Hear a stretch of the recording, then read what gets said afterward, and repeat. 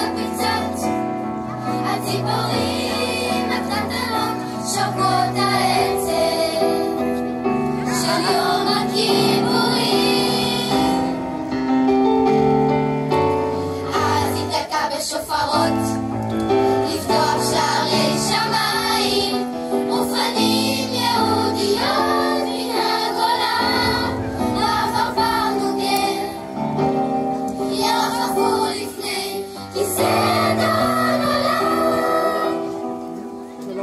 חדשות ותפונים וניצוצות המל בעומק עיניהם.